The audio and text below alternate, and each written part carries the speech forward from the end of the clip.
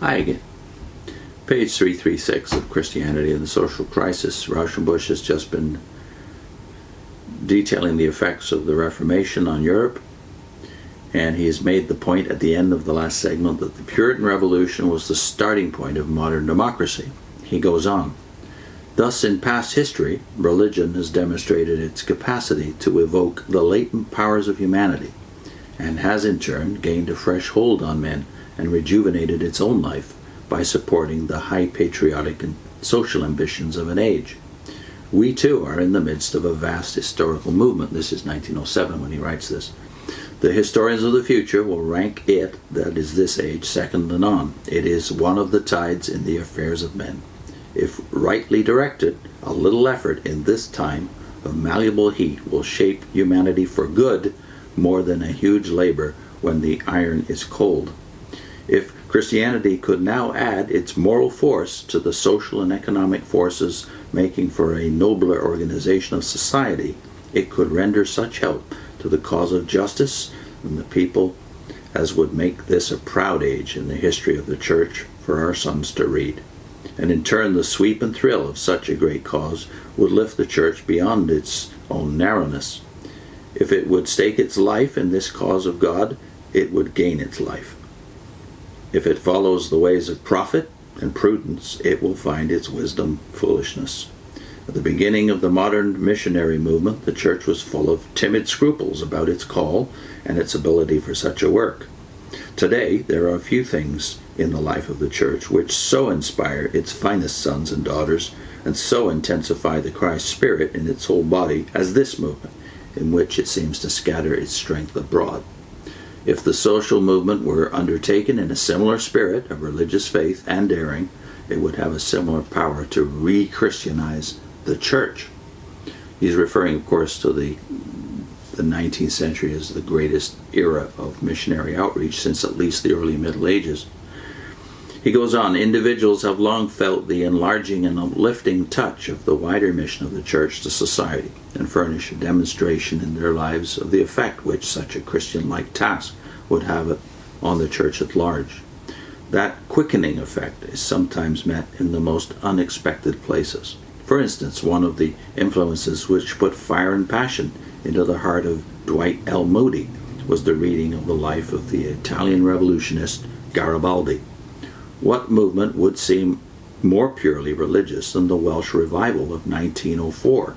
Yet it was kindled by a revelation of human democracy. At Hafod on December 16, 1904, Evan Roberts told how the revival first reached him. One evening, while at Laugher, he walked from his home down to the post office, and on his way passed a gypsy woman who saluted him with, "Good evening, sir."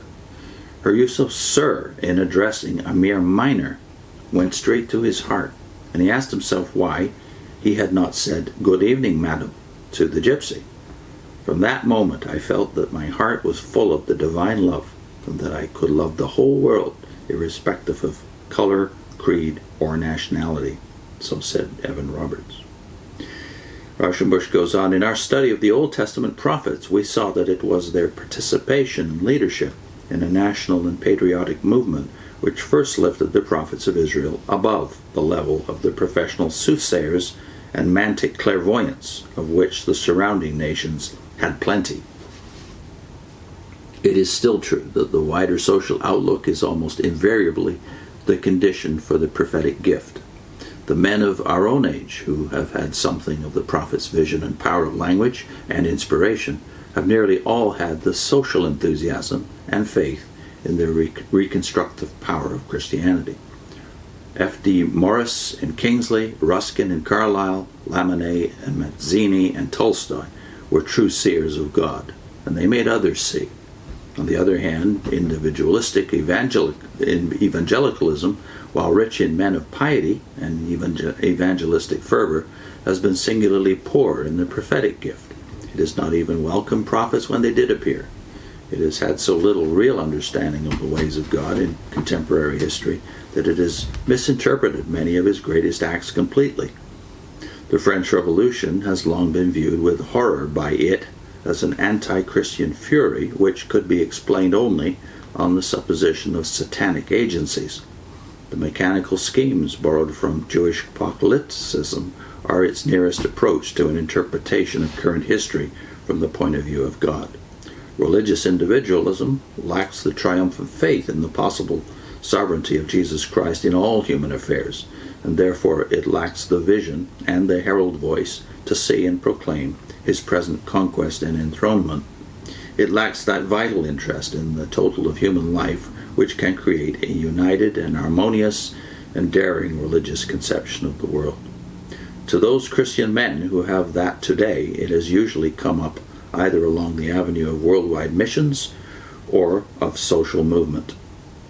No religion gains by the lapse of time, it only loses. Unless new storms pass over it and cleanse it, it will be stifled in its own dry foliage. Men are so afraid of religious vagaries and so little afraid of religious stagnation. Yet the religion of Jesus has less to fear from sitting down to meat with publicans and sinners than from the immaculate isolation of the Pharisees. It will take care of itself if mixed into the 3 measures of meal. But if the leaven is kept standing by itself, it will sour hopelessly. If the church tries to confine itself to theology and the Bible and refuses the larger mission, or its larger mission to humanity, its theology will gradually become mythology, and its Bible a closed book. There is no creature more fatal than your pedant. Safe as he esteems himself, the terriblest issues spring from him. Human crimes are many, but the crime of being dead to God's voice, of being blind to all but parchments and antiquarian rubrics, when the divine handwriting is abroad on the sky, certainly there is no crime which the supreme powers do more terribly avenge. That's a note by Thomas Carlyle on Oliver Cromwell's letters and speeches. I'll put a link into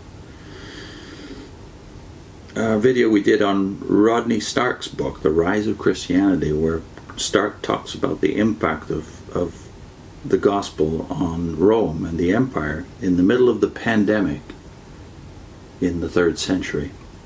How the minds of many pagans were turned by the difference that Christ made in the lives of Christians. They'd heard the message already or were familiar with it, but the reaction of Christians to the pandemic in the 3rd century was, and one of the greatest factors in the impact of Christianity upon the powers that ruled the Roman Empire. And within some 75 years, the entire Roman Empire took Christianity as its official religion. So the lives of Christians in the 3rd century, the response of the Christian church to the great pandemic of that age.